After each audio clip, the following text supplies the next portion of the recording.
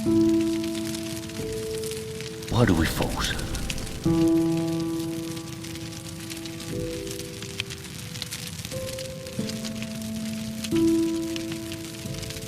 So that we can learn to pick ourselves up.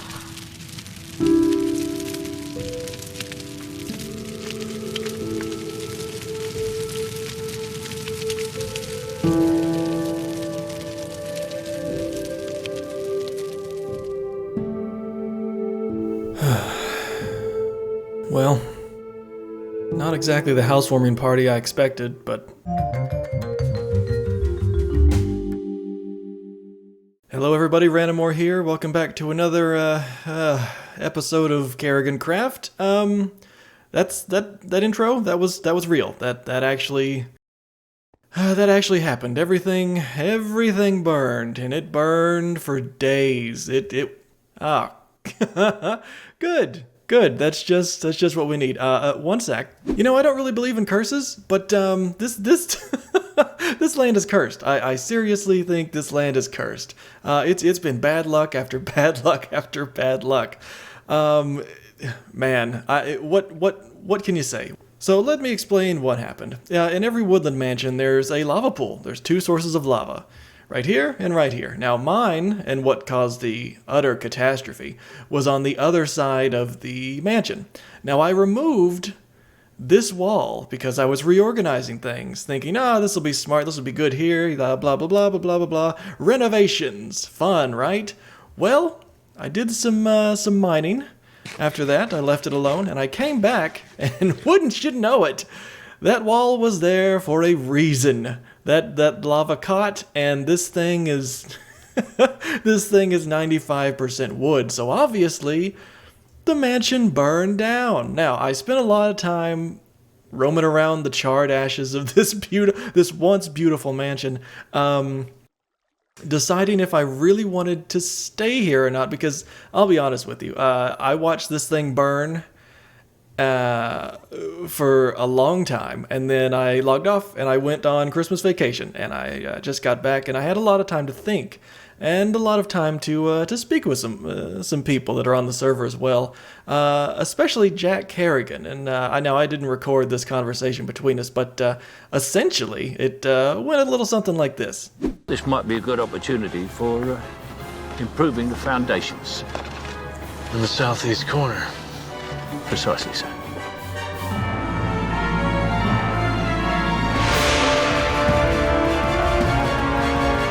But we won't get ahead of ourselves just yet, because honestly, looking at this now, yeah, there's a lot of damage. Not a lot made it out of the catastrophe, but I played around for a few days, and this is pretty much what's happening. So all of this was not here. Rugs burned, floor burned, everything is gone. Everything you see now was 100% created by me, because I mean, it was gone. The cobblestone was here, but I mean, it took out the front of this place like nothing. You might notice that there's a lot less trees out here, and rightfully so, because when I say the fire burned for days, it burned for days. Like nothing was immune. The forest, everything. I mean, it clear cut it, which I was going to do anyway, so maybe the fire did help. But as you can see right now, I'm playing around with a few different ideas. This is not 100%. I think I'm going to put like a tower there, and then a tower over here, and maybe put a farm in it or something like that. But speaking of farms, I've had a chance to... We got another portal up there. I had a chance to play around a little bit. We've got a very simple smelting, cooking station over here. This bamboo farm is not going to go there anymore. We've got our bone meal farm cooking away. It's doing cactuses. That leads down into a hopper, which leads into a composter. And there's our bone meal right there. So that's up and running. I ended up doing an auto farm. So these are all potatoes. And what happens, basically, and this is very simple redstone. So I mean, you can look on YouTube and things, and it'll show you exactly how to do it. But basically, the signal from this lever gets pulled all the way back there, and then once you flick the lever, it opens basically the floodgates back there, and it farms. All of these crops go down into these hoppers, which go down into here. So we have our food sorted out for now. This is very simple. I've just been eating, obviously, baked potatoes.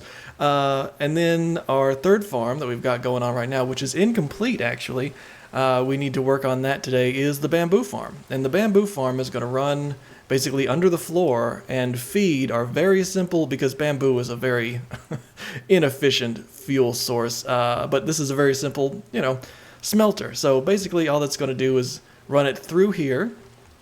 This is where our little mine cart's going to be running up here, and then basically feed fuel into these furnaces. So it doesn't have to be a lot. This is I'm not sure how long I'm going to be staying in this location, but I mean, doing just as much as putting the cactus farm in, it really gave me a sense of, okay, this is fine. We can rebuild. The walls that were here obviously are not here any longer. So I really have a chance to redo this entire thing and make it into my home. Obviously, you saw we were going up the staircase. We've got the nether portal here, which is good. We haven't done, I haven't done anything in the nether as of right now. Just opened the portal just to see where it would go. I'm really liking the 2-story farm. I like the viewing deck. I really like how you can just go upstairs and be like, oh, all right, that's what's going on. That's what's happening. All right, cool. So I figured out I was going to do the same thing with the bamboo farm. So for some reason, I don't have any andesite. I've never run into that problem before. I've always had tons and tons of andesite. But we're going to finish that off today. We're going to gather some resources. We've got the observers. There was something I need. Yep. Okay, we need a piston. We were 1 piston short because we need iron. There's no iron farm here yet, but I have in the works that an iron farm is coming to kind of speed things along. But for now, I think we're going to have to go buy it. And there's a few shops that have been opened up around town. Yep, if I had iron, it was going to be in there. So, okay, no iron. So, we're going to stimulate the local economy a little bit. And it'll give us a chance to kind of tour the area, see where things are standing from everybody else's point of view. Because honestly, this is it for me. these improvements, these farms, just reclaiming woods to build a solid floor. That's what I've been spending my time on. So everyone else is kind of ahead of us at the moment. But that's how the game goes. We suffer setbacks and we either give up or we push through. So this section right here, this is me pushing through. You might have noticed that the ceiling is now cobblestone instead of the wooden roof that we had before, and that's just to prevent, obviously, thunderstorms. So what we're going to do now, I'm going to take you on kind of a little tour. Let me grab my diamonds real quick, and we'll head to the store, and I'll give you a little tour about what everyone else has been up to. Yeah, so most of you may have noticed in the beginning of the video that I said that I had just gotten back from, Christmas vacation. And as you're very aware now, it's March. So yes, this episode has been a long time coming. In between that, I've had some personal stuff happen and needed to step away for a bit. So we're going to have to hold off on the tour because there's actually more to show you in the mansion. As you can see behind me, we now have a beautiful centerpiece for the what I'm going to call the green room. We've got the cactus, the bamboo, and all of the greenery here. I wanted a centerpiece that really stood out and was just beautiful. And our friend Reynolds on the server, you may remember them from the first episode. They absolutely came through and delivered this beautiful centerpiece for this room, so I am eternally grateful for all their work on this. Another new thing in this room that you might have noticed is over here. We've got a little picture of iron. So yes, we do have a functioning iron farm behind this wall. We were able to procure a few villagers from Kerrigan Corp, that being Jack Kerrigan's corporation. The guy who the server is named after. Yeah, that guy. And we were able to step up our bone meal production using this, because behind here is a item sorter, so only the iron goes in this chest. The poppies that are also produced from any typical iron farm have been routed back behind here and actually go in here, into the item hopper. So it actually boosts our bone meal production. We don't actually have to solely rely on this cactus farm to produce. I've also taken the liberty while we were gone, or while I was gone, excuse me, to enhance the place. We got some glowberries. We've got an enchanter now, so obviously I don't have the levels. I haven't actually used this enchanter, but I just got done designing this thing. And the bottom floor of the mansion is slowly but surely coming along. Oh. Hey, Frank. So, yeah, on hard mode, apparently, in Java, pigs just randomly spawn through the ender portal. So, that's something that happens now. This is Frank. He's typically here. I don't ask about his business, and he doesn't ask about mine. So moving on. And this is exciting, but absolutely not ready yet, and I'm not ready to put in the time to actually do this. But thanks to Kerrigan Corp, we have villagers in the let's see if I can show it to you. This has been cleared out obviously a bunch. So up here is our little iron farm.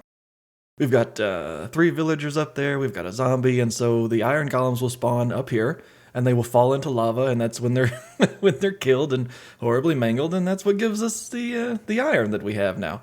An added bonus to the iron farm is now we have actual villagers in the manor, in that little hole up there. So my plan now is to breed some of them and move them down here so we can actually trade with them.